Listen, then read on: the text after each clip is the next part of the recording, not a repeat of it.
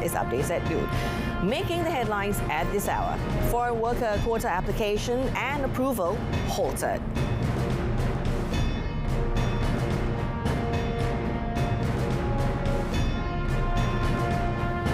Continuous monitoring of food supply ahead of Ramadan and Aidilfitri.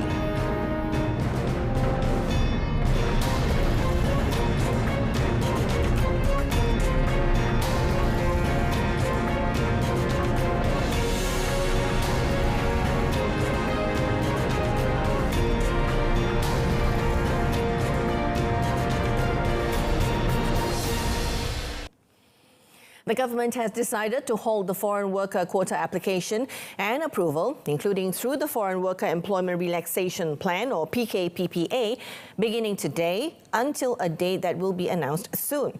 Now, Human Resources Minister V. Sivakumar said the decision was made after the ministry has approved a total of 995,396 employment quotas of foreign workers for various sectors as of last Tuesday. Elaborating further on the matter, Sivakumar said the amount of quota approvals has taken into account the applications that were processed normally and through PKPPA, covering 5 critical sectors, namely manufacturing, construction, plantation, agriculture and services for restaurants. He explained that the amount of quota approvals so far is expected to meet the needs for foreign workers by the industries. Apart from that, he said the decision to halt the process is also to ensure that the employers that have been given the approval can start the necessary planning and steps for the immediate entry of the required foreign workers. He added that the number of foreign workers entry into the country is still low as compared to the number of quotas that have been approved by the ministry. The Trade and Investment Mission to South Korea was not only focusing on investments based on manufacturing sector, but also investments to finance startup companies. As a result, several pioneer capital companies in South Korea have signed a Memorandum of Understanding or MOU with Penjana Capital on the 3rd day of the mission. Minister of International Trade and Industry, Tengku Datuk Sri Zafrul Tunku Abdul Aziz, who is leading the mission, informed that through the MOU, the startup ecosystem in Malaysia will be further strengthened. In the meeting, he also stressed that Malaysia is a stable country with conducive business ecosystem.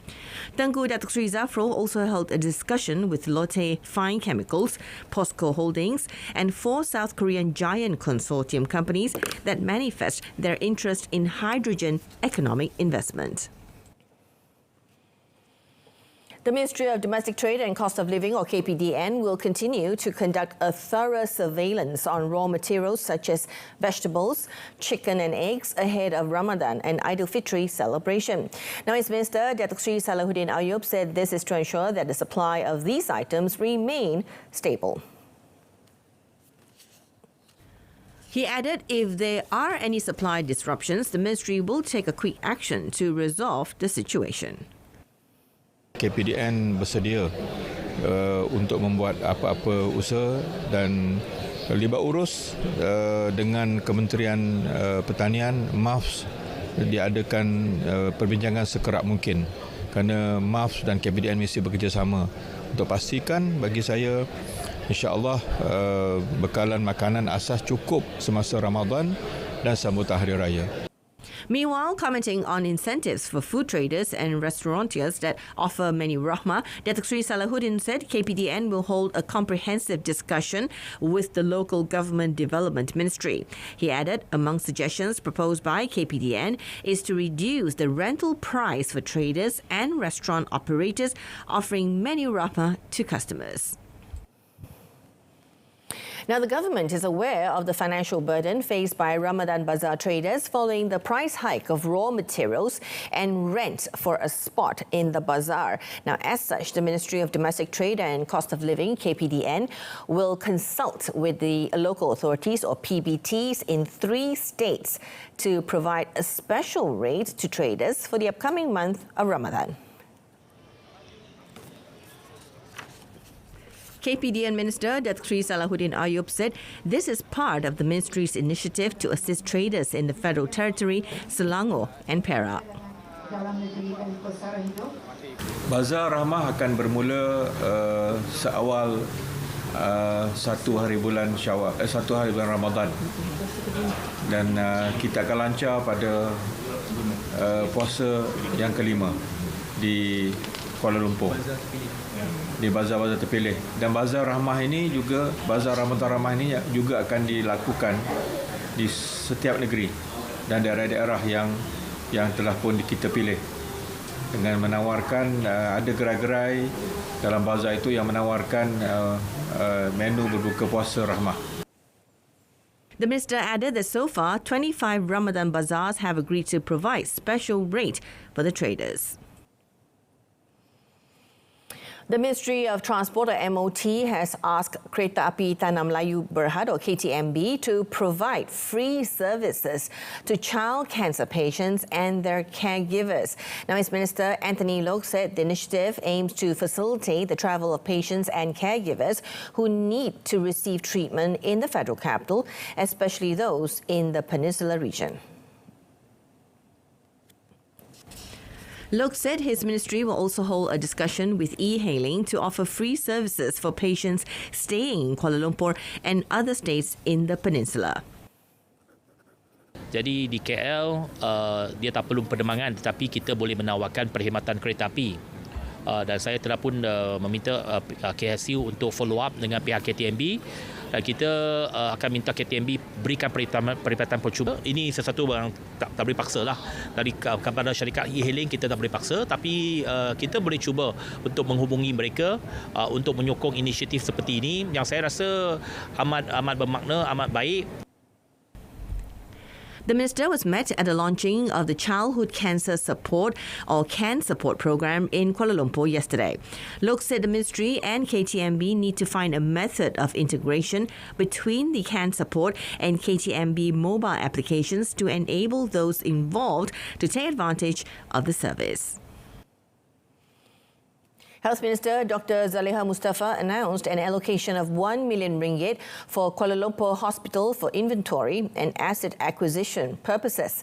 She also did not discount the possibility that the figure could be increased for the digitalization of HKL, which has seen some 16,000 patients' records being managed manually.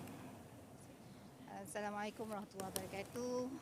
Sebenarnya HKL ni memerlukan lebih daripada 1 juta, tapi buat masa sekarang kita akan luluskan 1 juta, dan ini adalah adalah untuk grant yang kita berikan untuk aset inventory HKL. According to her, HKL, which was built in 1870 and is now 153 years old, is not only known as the country's premier medical reference centre, but it is also the largest hospital in Malaysia and Southeast Asia, as well as one of the largest in the Asian region. She said Kuala Lumpur now has a population of 1.9 million people, and it is increasing every year. And on that basis, the direction of development of HKL should take into account the needs of services in tandem with the population for the next 10 years. She was met at the launch of Taming the Tempest book, which retell the experience of Kuala Lumpur Hospital staff fight against COVID-19. Prime Minister Datuk Seri Anwar Ibrahim today expressed his confidence that the unity government he leads will last for the next 5 years. Delivering his speech at the PKR Special National Congress 2023 in Shah Alam today, Datuk Seri Anwar, who is also the party's president, said the confidence was based on the strong support of other parties that formed the government for the past 4 months. Now, the Prime Minister said the unity government needs a solid cooperation so that it can focus on correcting the damage that occurred and developing the country and the people. He added that there will be threats to some extent, but he is confident that the unity government will continue to be strong and stay for the next 5 years. The Congress, which is held at Malawati Stadium and themed Malaysia Madani Pelaksanaan Sebuah Idealisme, was also attended by the party's Deputy President Rafizi Ramli, Secretary General Datuk Seri Saifuddin Nasution Ismail, DAP Secretary General Anthony Loke, Amanah Vice President Datuk Seri Dr. Mujahid Yusof Rawa, and 41 office representatives of foreign embassies.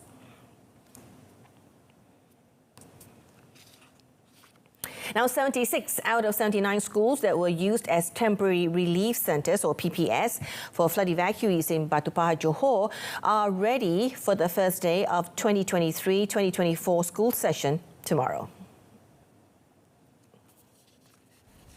According to Batu Pahat District Officer Nasri Muhammad Ali, only 3 schools, namely Sekolah Kebangsaan Tanjung Sembrong, SK Sri Mendapat and SK Sri Nasib Baik, will fully implement the home-based teaching and learning, or PDPR method, as the flood's water has not receded yet.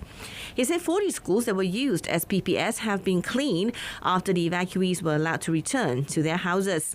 However, he said there are still flood evacuees being housed at 30 other PPS in the district. Nasri said a teaching and learning session for the schools involved will be conducted according to the most suitable method.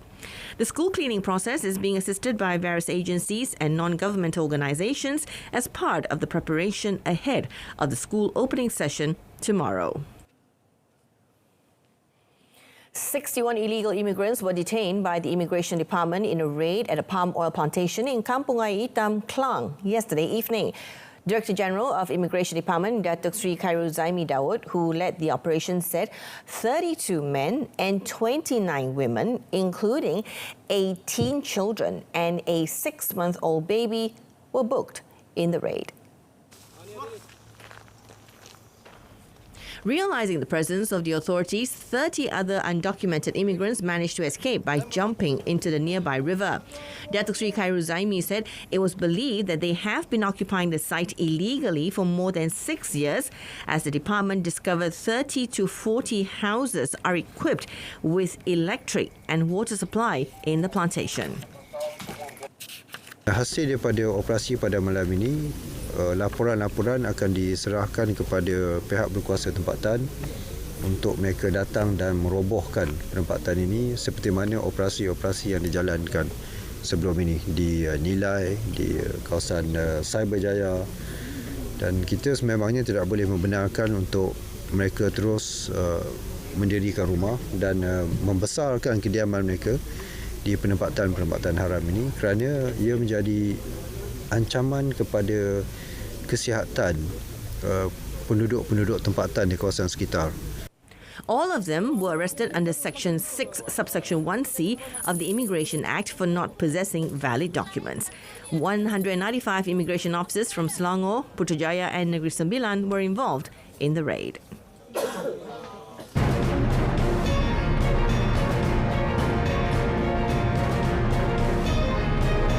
Up next in the foreign segment, UN Aviation Council votes to hear MH17 case against Russia.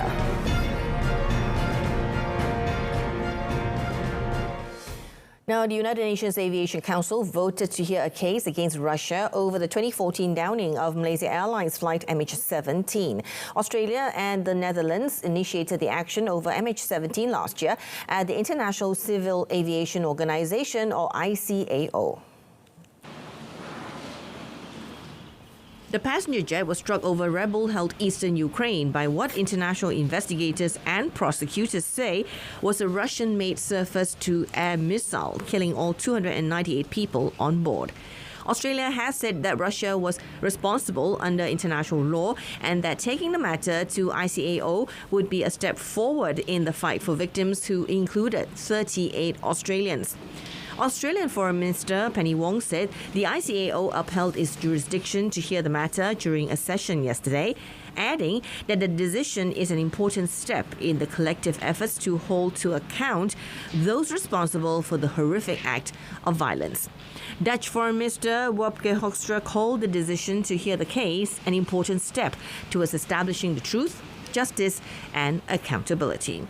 Now, Russia has denied any involvement in the incident, and while the outcome at ICAO is uncertain, experts said the move may be seen as a further way to force Russia into negotiations over the incident. The International Criminal Court, or ICC, issued an arrest warrant against Russian President Vladimir Putin, accusing him of being responsible for war crimes committed in Ukraine. But Moscow said the move was meaningless. Russia has repeatedly denied accusations that its forces have committed atrocities during its one-year-old invasion of its neighbour. The ICC issued a warrant for Putin's arrest on suspicion of unlawful deportation of children and unlawful transfer of people from the territory of Ukraine to the Russian Federation. The core of the allegation is that Ukrainian children have been deported or unlawfully transferred from parts of Ukraine into the Russian Federation unlawfully. Children that may not have been at risk at all, that may have been safe. In the first reaction to the news from Moscow, Russian Foreign Ministry spokeswoman Maria Zakharova said the decisions of the International Criminal Court have no meaning for Russia, including from a legal point of view, since the country is not a party to the Rome Statute of the International Criminal Court. Now, ICC prosecutor Karim Khan opened an investigation into possible war crimes, crimes against humanity, and genocide in Ukraine a year ago. He highlighted during 4 trips to Ukraine that he was looking at alleged crimes against children and the targeting of civilian infrastructure. President Recep Tayyip Erdogan ended months of diplomatically charged delays and said Turkey's parliament will start ratifying Finland's accession to NATO. A simultaneous decision by fellow holdout Hungary to schedule a Finnish ratification vote for 27th of March means the US-led defense alliance will likely grow to 31 nations within a few months. Finlandiya'nın NATO'ya katılım protokolünün meclisimizdeki onay sürecini başlatmaya karar verdik. Bu kararımızın ülkelerimiz başta olmak üzere ittifakımız için hayırlı olmasını diliyorum. NATO's expansion into a country with 1,340 kilometer border with Russia will roughly double the length of the bloc's current frontier with its Cold War era foe. But it also dashes the short-term hopes of fellow NATO aspirant Sweden, a Nordic power whose litany of disputes with Turkey ultimately has sunk its bid to join the bloc before an alliance summit in July. Helsinki and Stockholm ended decades of military non-alignment and decided to join the world's most powerful defense alliance in the wake of Russia's invasion of Ukraine. Their applications were accepted at the June NATO summit, but the bid still needed to be ratified by all 30 of the alliance members' parliaments, a process that got hung up once it reached the turn of Turkey and Hungary. Now, the COVID-19 pandemic could settle down this year to a point where it poses a threat similar to flu. The World Health Organization voiced confidence that it will be able to declare an end to the emergency sometime this year, saying it was increasingly hopeful about the pandemic phase of the virus coming to a close. And I think we're coming to that point where we can look at COVID-19 in the same way we look at seasonal influenza, a threat to health, a virus that will continue to kill, but a virus that is not disrupting disrupting our society or disrupting our hospital systems. And I believe that will come, as Tedros said, this year. Last weekend marked 3 years since the UN Health Agency first described the situation as a pandemic, though WHO Chief Tedros Adhanom Ghebreyesus insists countries should have jolted into action several weeks before. The WHO chief said the world is in a much better position now than it has been at any time during the pandemic. He was pleased for the first time the weekly number of reported deaths for the past 4 weeks has been lower than when he first described COVID-19 as a pandemic.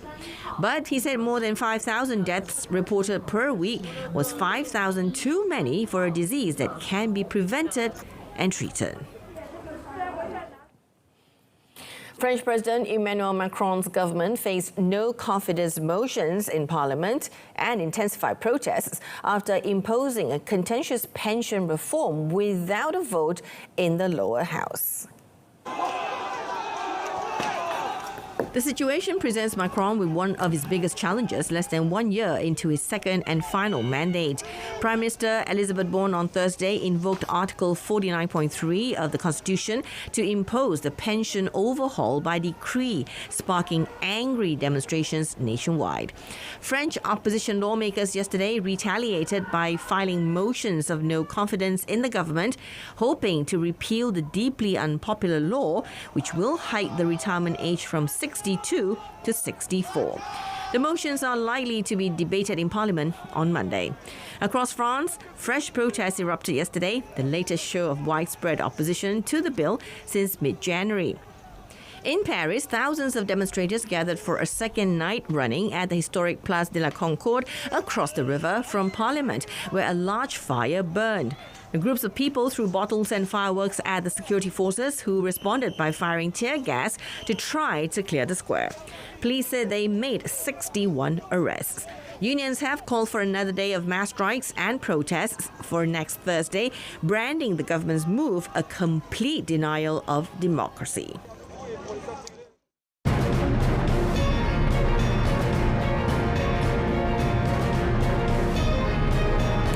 In sport, Zija overpowers Naroka to reach All England semis.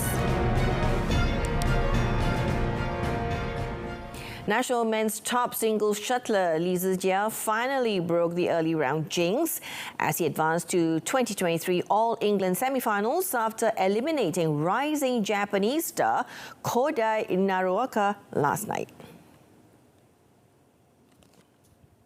After facing criticism for failing to get past the second round in 4 consecutive tournaments, the 24-year-old started off well at the Utilita Arena in Birmingham, beating Naruoka 21-9 in the first set. The world number 6 Japanese, who stunned Zijia in the first round of the season-opening Malaysia Open, bounced back to secure the second set 21-10. Zijia, the 2021 All-England champion, then took an early lead in the decider to win 21-13 after a 67-minute battle.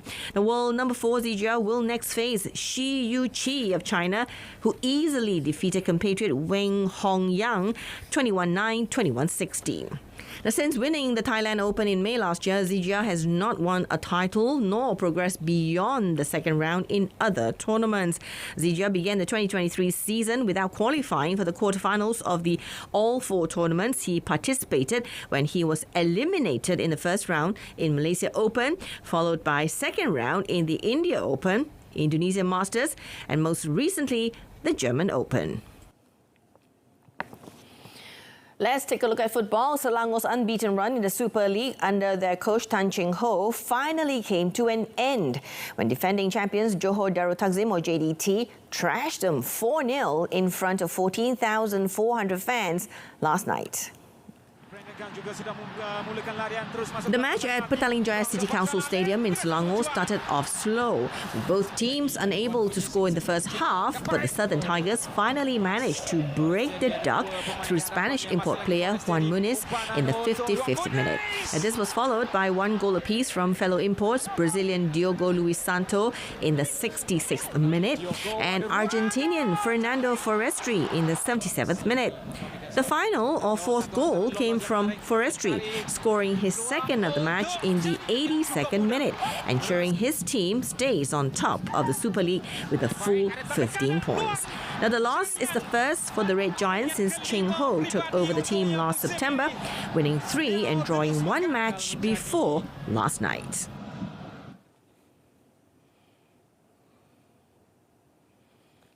Meanwhile, Sabah FC head coach Datuk Ong Kim Sui's absence after receiving a red card in the previous match did not stop his team from beating Penang FC 5-2 in a dramatic Super League match in Lika Stadium, Kota Kinabalu. Sabah opened accounts in the 3rd minute through a header by team captain Pak Tae-soo from a corner kick. But Penang only took 5 minutes to reply through Lebanese import player Hassan Saad. The first penalty of the match was awarded to Sabah after national striker Darren Lock was fouled by Penang keeper Katul Anwar Mohamed Jalil, which he duly converted in the 45th minute. In the second half, national left-back Daniel Ting put the Rhinos 3 goals ahead by tucking in a lovely lovely short pass in the 55th minute, while team captain Tae Soo slotted in a cross 5 minutes later. In the winning minutes of the match, the referee awarded the second penalty of the match to Penang after Adriano Narcisco was fouled by Muhammad Amri Yahya. Adriano converted a penalty in injury time. But things did not end there, as the third penalty was awarded to Sabah for a foul by Zhao Min Tun on Irfan Fazail, but the penalty hit the goalpost instead. The final and fourth penalty was awarded to Sabah when Rizal Ghazali was brought down by Rafael Vitor, and Rizal tucked it in to end the match at 5-2.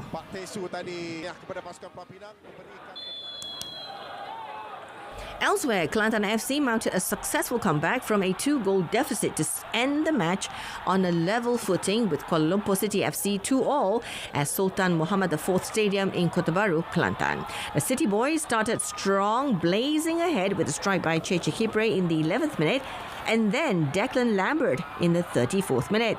However, Kelantan clawed their way back courtesy of an own goal by Kenny Polrach in the 41st minute, and a final gasp effort by Muhammad Fazrul Amir Muhammad Zaman in injury time of the first half.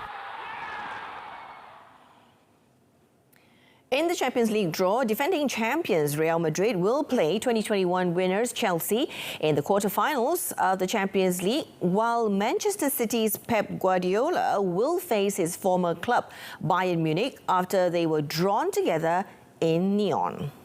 Is the title holder of the season. Real, who beat last year's finalist Liverpool 6-2 on aggregate in the last 16, will be up against another English side after Graham Potter's Chelsea handed Borussia Dortmund their first loss of the year and qualified with a 2-1 aggregate win. The City, who were runners-up in 2021, will face 2020 champions Bayern, who were managed by Guardiola for 3 seasons from 2013. Under Guardiola, they were perennial Bundesliga champions, but fell at the Champions League semi-final stage each year. Reigning Serie A champions AC Milan will face this season's runaway leaders Napoli in an all-Italian clash, while Inter Milan play Portuguese side Benfica. The semi-final draw was also made with all 3 Italian sides on one side of the draw and both English teams on the other half. The first leg will take place in Lisbon, correct, Giorgio? 11th and 12th of April. And that's it for updates at noon. In our top story, foreign worker quota application and approval halted. Tune into News at 10, coming up at 10 p.m. on My Freeview, Saluran Berita RTM, channel 123. You can also stream the channel via YouTube or RTM's Click web portal and mobile app. Thank you very much for watching. I'm Jessica Lee. Have a pleasant weekend.